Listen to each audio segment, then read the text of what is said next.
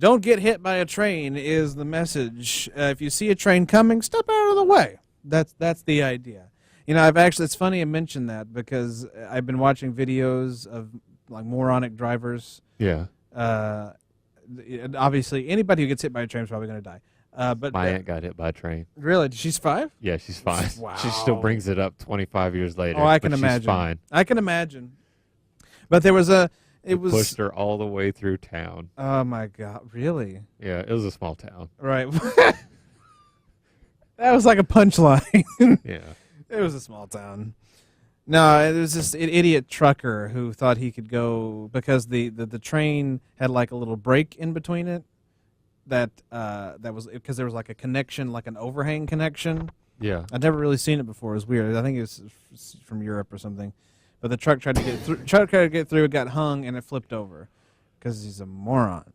Well, it happens. Yeah. Accidents happen in the home. Accidents. This guy thought he could beat the train. You don't play chicken with the train. You just don't. So don't get hit by the train. It's hard to stop a train. Don't get hit by one. My dad was driving me and my brother. Yeah. And it was late at night, and we were about to cross some train tracks, and like I'm just staring straight forward, and all of a sudden my dad throws it in reverse really hard and backs up, and a train rolls by. He's like, I didn't even see that. Holy God. Was there no? I think I was 4. Was there no blinking lights in the guard down or anything? Maybe it were was the little things maybe it was down? Maybe it was on the Fritz. I don't Fritz know. could be. You know, there are some places where there's like hardly like any like even lights or anything. Yeah, and it's like come. And again, it was take a your small chance. town. Yeah. Again, it was a small town. Same town. People just assume that you're gonna look out for the train. Yeah. It's very lazy. It's very laissez-faire in that town. Hands off my train. Oh God. Well, hands off the signals. Hands off the signals. That's right. You to the we don't. But they need to be fixed. Don't care. No. Don't touch. Anyway, we don't want the government interfering. Exactly. Don't do. Small town Tennessee. That sounds like the kind of mentality. That's Trump's America, is what that is, ladies and gentlemen. This was like 1994. I know. When this happened. I know. It feels like Trump's America. Anyway, welcome back to Smells Like 90's Rock. It's Hot Toddy and DJ P.O.R.C, and we're just reminiscing about getting hit by train stories. I haven't been hit by one, thank God. So me neither. No, I yes, just got close you that have, one time. You have relatives that have been. And I have relatives.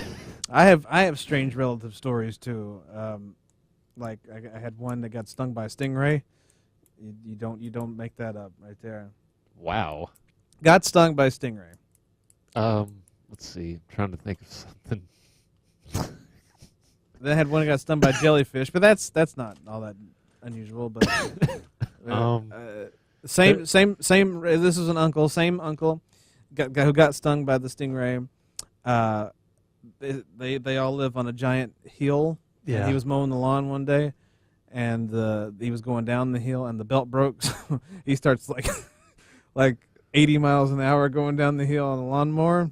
Yeah. Which was funny. And then one of his neighbors drives by and sees it happening as he's going by, and he called, and everything's fine. He was able to stop it, get it propped up on something to stop it. But the neighbor called him later to make sure he was okay. Everything's fine. Fast forward to the next winter, he's going to work, and he's he's on the driveway, and he's in dress shoes, and the dress shoes don't have good traction on the bottom, and all of a sudden he starts skiing down his driveway in his dress shoes, because dress shoes were not. Same neighbor drives by. That's happening to him, and he calls him again same day or same thing. Like, everything all right? It seems like the strangest things happen at your house, and it does. I don't know why I find those stories so funny. I just do. They make me laugh, especially at freaking 12:30 at night. Continue. I don't know. I always feel weird about telling family stories, although my family stories aren't really that out of the ordinary, I guess. Yeah. But I remember I told a story that I thought was weird to just some random person I was talking to, I think at the pub one night. And at the pub. And she responded. Now we're in Europe. And she responded with how her mom and her aunt on her mom's side used to just have a bad habit of just stringing men along and doing meth. Well, We like, all listen. never mind. Like, I don't. We all have our I quirks. feel guilty. I feel guilty for telling my PG-rated family story. You have dealt with some stuff in your life. My relative just ran down a lawnmower real fast. Yours did meth with a line of men. Just Wow. strung some guys along. Why It not? happens. Why not? You know. It's a well. That's a very. I feel like that's a very loveless atmosphere you're eventually going to breed with stringing guys along. No. Yeah. Exactly. You're just going to alienate people. It's You're not not going to be fulfilled by any relationship. No, it's not good at all.